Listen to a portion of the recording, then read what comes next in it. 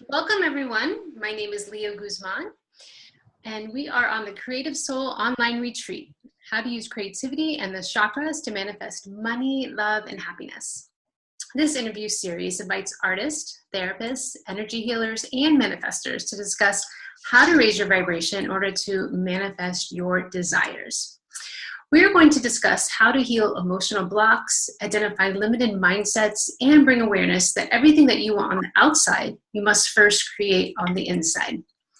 And I'm very excited to introduce you to Laura Hollick.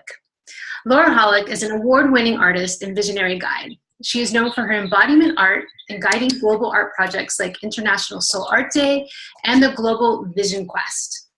Most recently, Laura ignited the online world with her Yoni art project, where she's guided thousands of women to discover their Yoni personality type as a way to better understand their role in feminine cycle plays in their life and creative power. Bravo TV created a documentary about Laura's art and life called The Artist's Life, Laura Hollick. She has hosted and produced over 500 radio shows for 93.3 FM CFMU called The Artist Lifestyle. Laura recently gave a TEDx talk called You Are the Art. All right, so the roots of Laura's work is in the soul's desire to circulate love around the planet with creative inspiration. So I'm super excited to invite you here and be here with this conversation that we're going to have about heal your Yoni, embody your creative power. Ooh, sounds very juicy, Laura. I'm excited. All right, so we're going to go ahead and jump in, and we're talking about the chakras here too. So we're going to go ahead and talk about the Sacral Chakra, and so that people know what a Yoni is and where the Sacral Chakra is located. So what we're looking at is basically in the abdomen area. It's below the belly button. And this is this space. It's a color frequency that resonates with the color orange.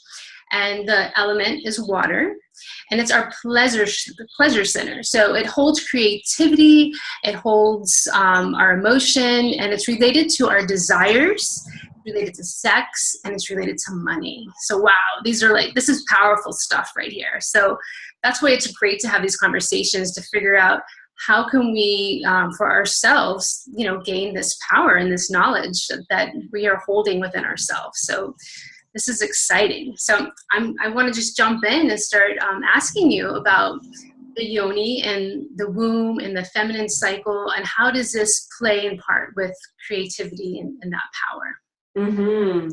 Well, I'll start with a little bit of background and context. So I grew up a super creative kid, and I wasn't aware of the womb and the chakras and the Yoni, but I was just super creative. And so later on in my life, when I started to learn about the chakras and learn about the Yoni, I'd never even heard that word before, like a couple of years ago, like 5-10 years ago, it was the first time I even heard the word. But as I started to explore that and explore how the womb works, how our actual creative energy works, I was able to really take my creativity to another level and understand it almost like, a map, so that we can learn how to trust where we are in our process and not feel like, oh, I should be active right now, and really we just feel like doing nothing or hanging out, and learning how to maximize the energy of where we are to create things that we desire. So I just wanted to start with that because I don't think it's essential that we always have this conscious understanding of the womb and the Yoni in order to be creative. But when we want to take our work to another level, we want to consciously use our creativity to manifest things and birth our dreams, that's when it becomes really juicy to look at the Yoni and look at the womb and how we can work with it. So I wanted to start with that. So the Yoni, if that is a new word for you, as it was for me a couple years ago, it really references the biological sexual organs of a woman, but also on a spiritual, symbolic level, it's really like a gateway. It's an opening. It's a channel in which things can move from one state of being to another. So if you have something in your womb, a dream, a desire, or a baby, it has the opportunity to form into something, and then it would move through the Yoni, the birth canal, to come into reality.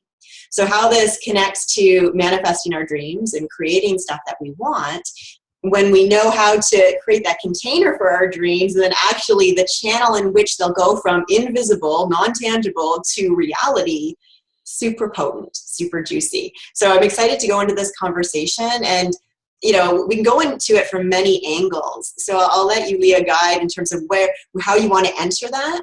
But I wanted to start with, wherever you are in your awareness about the Yoni womb, you're in the perfect spot. Don't feel like you have to have all this either sexual knowledge or understanding in order to really get a lot out of our conversation today. Okay. So you said something about cycles, and that interested me, because we all have our cycles about and that energy flow and the flow of our moon cycle. Can you tell us about how we can listen to that a little bit? For sure. So when we are in our cycle, so it starts when we're bleeding. So that would be comparable to the new moon, like the beginning of a cycle. So in our bleeding menstruation, that's day 1. And depending on how people bleed, some people will bleed for like 3 days, some people bleed for 5 days. But in that phase, the energetics of that time, you're really in a visionary state. It's almost like the veil is thin, because literally you're releasing a veil in the womb space. And so the veil is thin between you and your capacity to get vision. And so a lot of times in the past, women, when they were bleeding, they would kind of go off and be on their own because they were in this very highly visionary state. So in our cycle, when we're bleeding, it's a time to really get those downloads, get the vision. It's not a time for action. And this is just natural. We almost don't even need to know that. If we just listen to our body, that is what we'll feel. It might be that time we just want to sit and be in bed and journal all day, because we're downloading, we're getting the next big idea for what our cycle, that full cycle, that new moon is going to be utilized to create. So that's the start of the cycle, is the blood and the new moon. And for those who are in menopause, or maybe they haven't started bleeding yet, you can think of it in terms of the moon. But when we're, women that are in our bleeding years, we actually have the physical blood to tell us, oh, day 1, okay, how do I feel? And typically you will feel this sense of, I want to be thinking about ideas, dreaming stuff up, and really not taking any action. And I say that with bold letters because in our society, when so much is based on producing and acting, we can sometimes try to override our natural cycle to feel valuable and productive. But when we actually want to create potent creativity, meaning creativity that is transmitting at a very high frequency, we actually need to work with the cycle and not override it, but ride the wave of the cycle. So it starts with that visionary quality. And then from there, once we're filled up with that vision, literally our cells are just they're hydrated with the vision. And that can be a desire that you have to create a new program or heal something in your body or kind of make a change in your life in some way. So you're fueled with that vision and that desire. Then it moves into the next phase of the cycle, which happens naturally. And so this is in the waxing moon. It's kind of moving towards fullness. All of a sudden we're I want to take some action. I want to do something, because now we're fueled with the desire. And when we take action that has the fuel of our true authentic vision and desire, we are magnetic, we're attractive, we have a certain kind of beauty. And so this is really ovulating, right? This is moving into that ovulation. We're calling in, I'm attractive, but look at me, we're letting energy come to us because we're using the fuel, and it's breathing through our pores of our true desires. And then that moves into the full moon, which is the mother, which is this full receiving of this vision. So you've taken some action, and you'll feel it too. It's oh, I want to do something. I've got some lists. I want to do this. I want to call this person. Suddenly you're social. You want to do stuff. And then there's a bit a receiving, a ripening of that. And that's the mother. That's the full moon. It's she's ripe and full. She's taken some actions, and now there's signs of it. It's turned into something. Something has manifested, or it's shown its form in some way.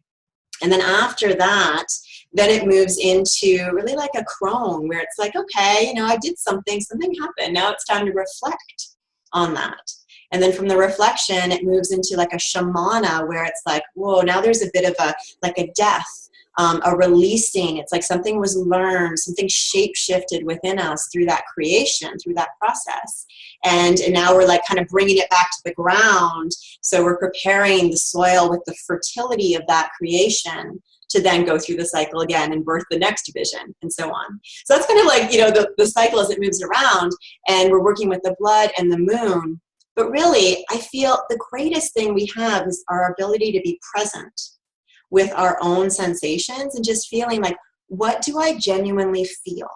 What am I genuinely called to do? Because our body and our soul will guide us to what is the best step for us at the time in our creation. That's beautiful. And I love that, just like going in, that's been the common theme with everyone that I've been talking to is, being open to receive from the divine, from the universe, but then also being in touch with our body and just like, totally. Just getting in tune with that feeling. And I love that you're relating it to the sacral chakra, to this Yoni space as well, because of that power and how healing it is. And just from your description, it sounds that, I guess you've been practicing this for a while of going with that moon cycle, but it just sounds like what a flow you must have in the creative process once you start, being aware of the moon related to your body, and you must have that, the juices flowing, right? Yeah, I do feel that. And actually, when I think of the sacral chakra, I think about, I often associate the word to circulation, because it's almost like a figure eight, the way that the sacral chakra moves. Like everything's like moving in complete cycle.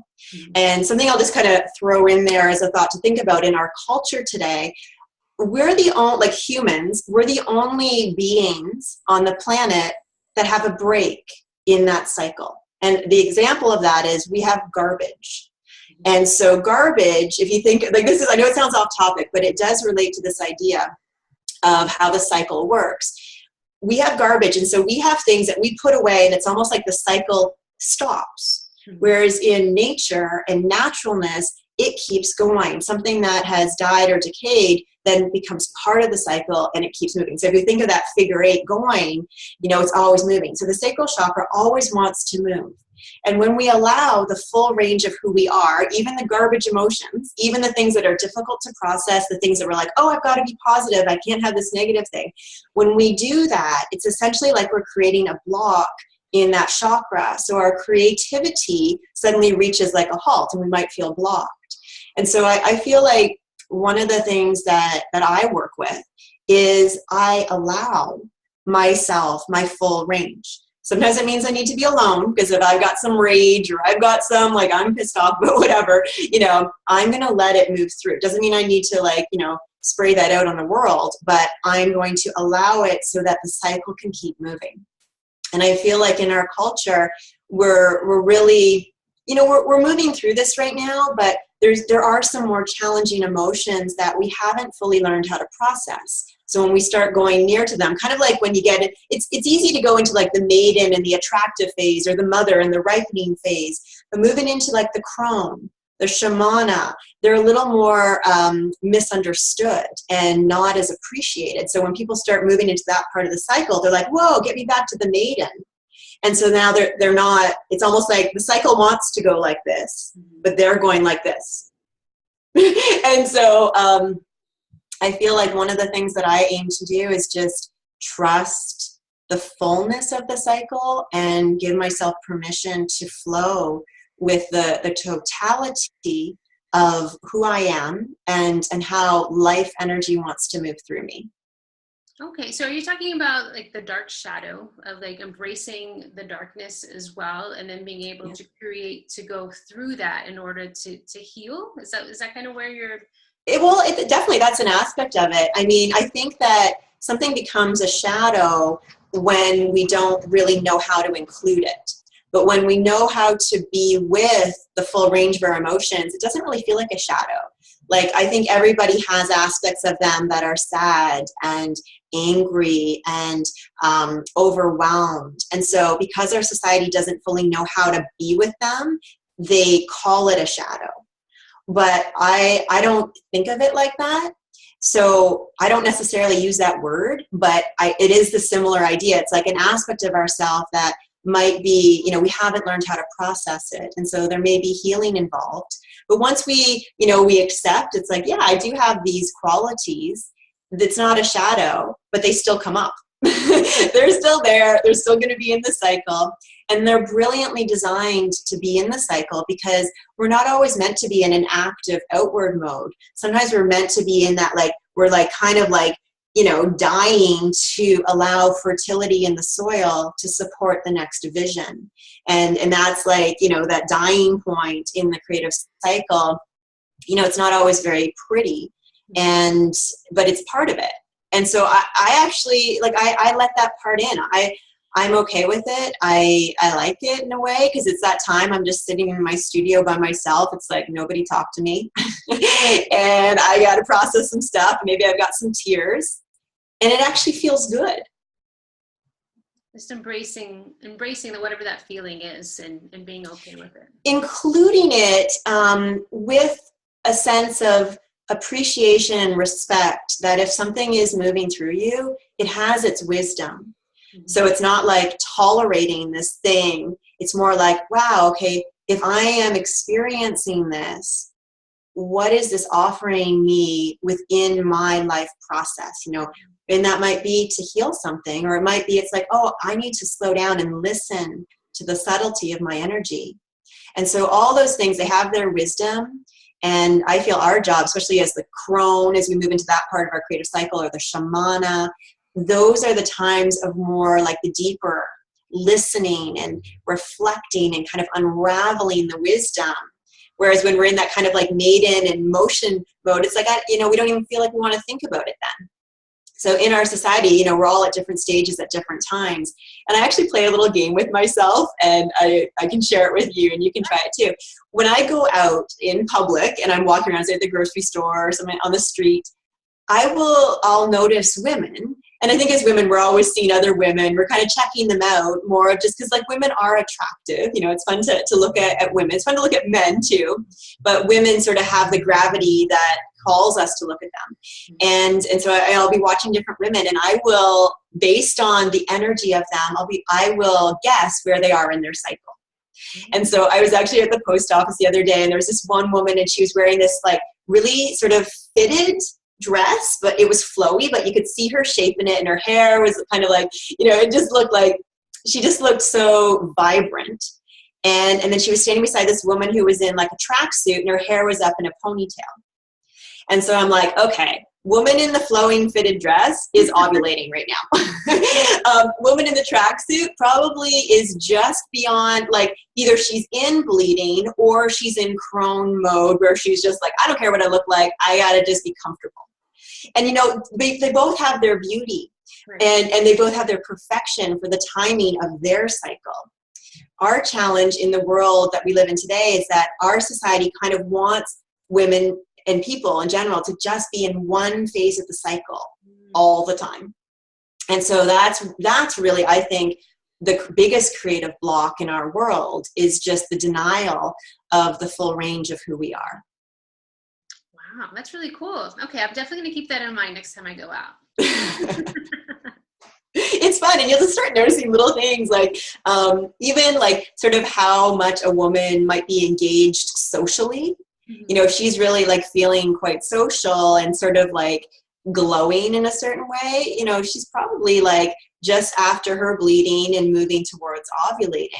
And because it's she's open, she's ready to be looked at and seen and sort of celebrated and appreciated. And whereas, you can see it and I know it myself, I got my hair up in a ponytail, and I'm please don't look at me because I don't really want to be seen right now. That's kind of the end phase of the cycle.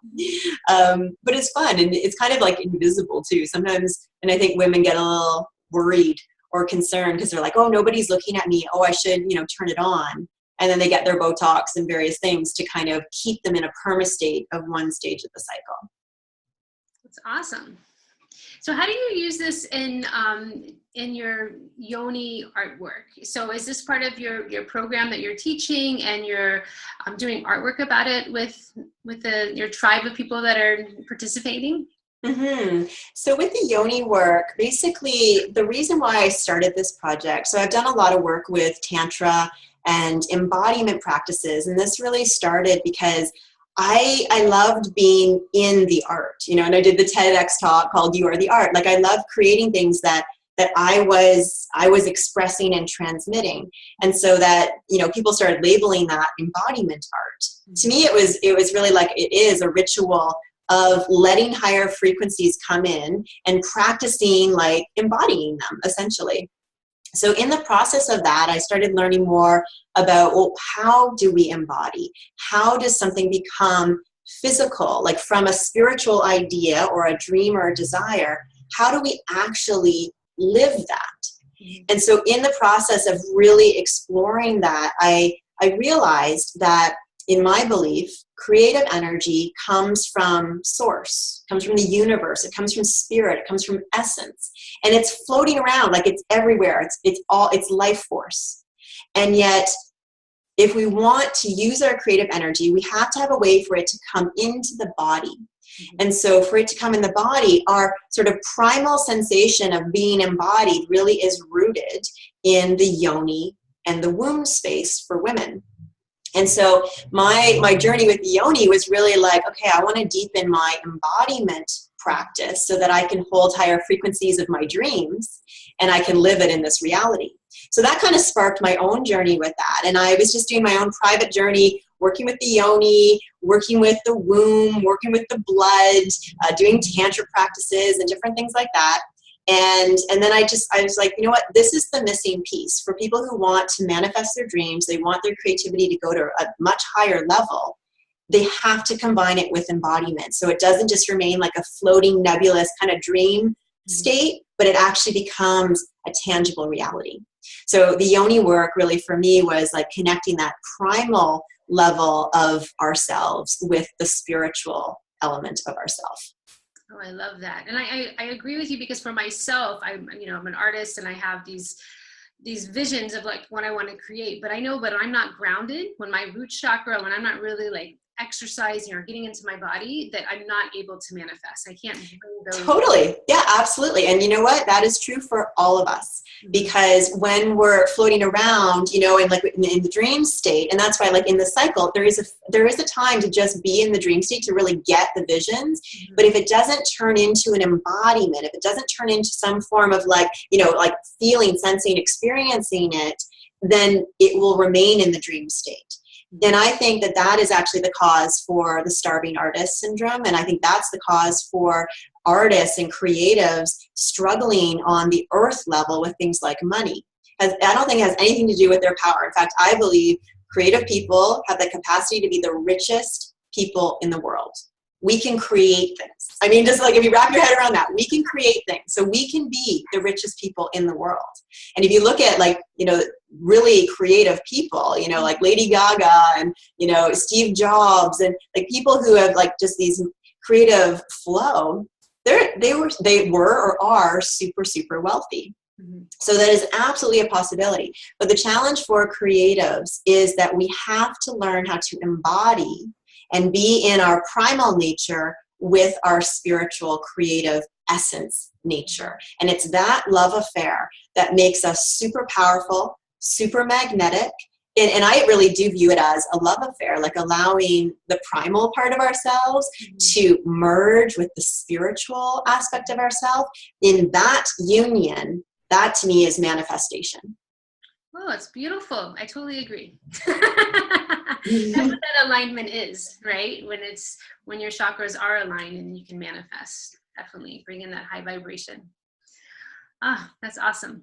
Can you give us a little bit, maybe a couple tools that, as creatives that we could do to tap into this energy? Absolutely. Something really, really simple to start with, especially as this is, for creative spirits, creative souls. I think it's probably pretty easy for us to, we could float up, right? That's going to be easy. But to take it to another level, can we also go down? So just as an invitation of a simple practice, can you sense your own yoni?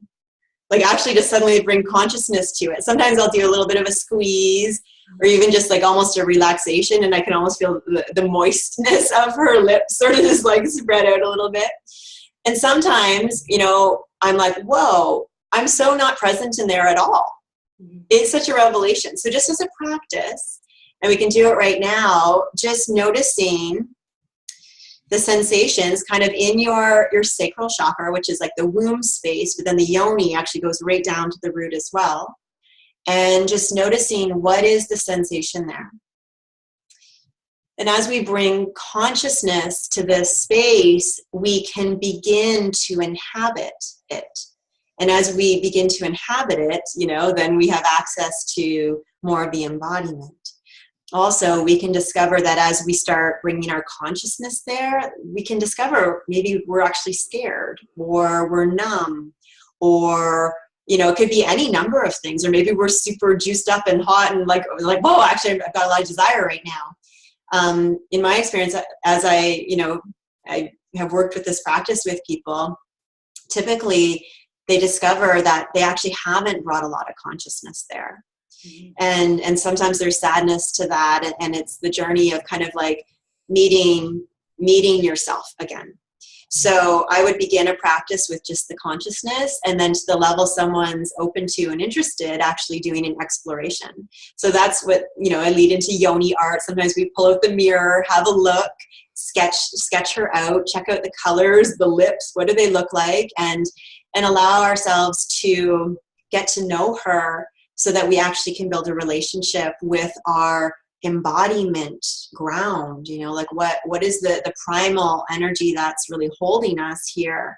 So that's what I would suggest. It's very simple, but it's actually profoundly very, very deep, and can be life-changing when we build a relationship with our own yoni. Wow, that's really beautiful.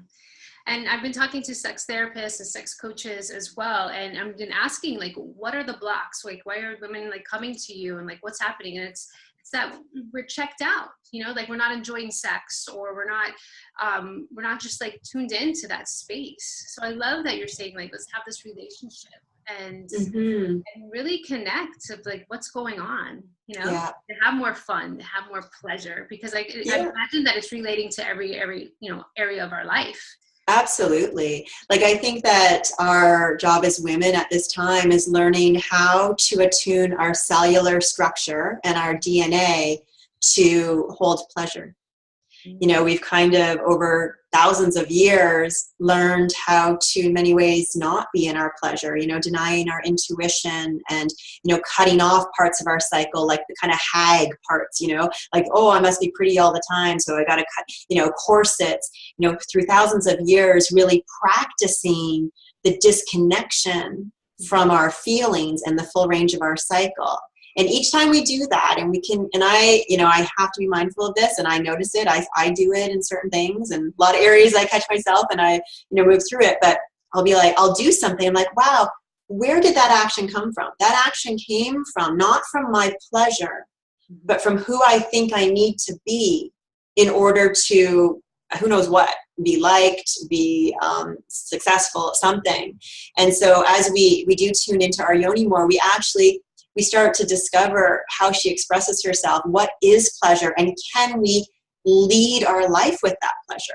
And as we do, and as, you know, all of us creative spirits know, when we follow our inspiration, it feels really, really good. I mean, that's a great way to increase our pleasure capacity.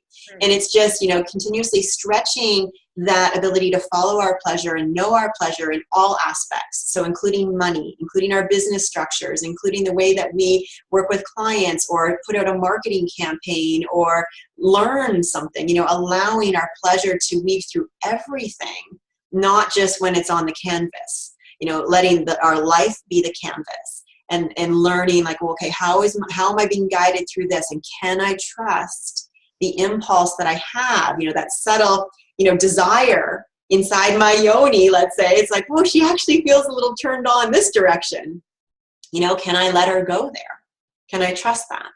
And that's really, I think, the practice of our time for women. And I think that is, as we're doing it, it's actually changing the DNA structure of who we are, because we're actually on a cellular level enabling more life force energy to exist within our bodies. Ooh, that sounds really powerful and beautiful. Thank you so much for sharing this knowledge with us. I'm also curious about your free gift that you're going to offer everybody. Yeah, well, I would love to offer my Yoni quiz, actually. I think it's a beautiful way to deepen what we've just been talking about and really like go into, you know, what is your own Yoni communicating to you. So I have created a Yoni personality type quiz. And it's pretty simple. It's very easy to do, but very insightful. And it'll offer insight about, you know, who you are and as a woman, and also, you know, where's your initiation? Where's your edge of where your Yoni is actually calling you to, and how can you support yourself to move through that? Like, how can you actually go to the next level with your Yoni based on your unique Yoni personality type? So you can get the quiz at laurahollick.com/Yoni quiz. And I believe you've included a link as well with this video. Yeah, thank you. Yes, they'll have access to it. That's wonderful. And we also have an online Creative Soul Retreat Facebook group where everybody can talk about what they've learned and, you know, getting in touch with their Yoni. So I'm very curious about people's personality types. Yeah, so am I. I love it. It's fascinating. Oh my gosh, it's so fascinating. And you know what I find too, and people say this to me all the time, when they discover their Yoni personality type, all of a sudden the way that they do things makes sense to them. They're like, oh my gosh, yeah, like that's why I'm like this. That's why, you know, I feel like I want to do these kinds of things. So it's amazing. And I just see like, you know, Yoni's dripping with desire of excitement, but also like light bulbs going off. It's kind of like that union, you know, where you get like a primal sense of, oh, I've been seen and recognized. And also it's like, whoa, I got ideas now. Yeah. That's awesome. I'm definitely going to do it as well. So thank you so much. Thank you for being a part of this interview series. Thank you. You're welcome. My pleasure. I've learned a lot myself, so I appreciate it. Have a beautiful night.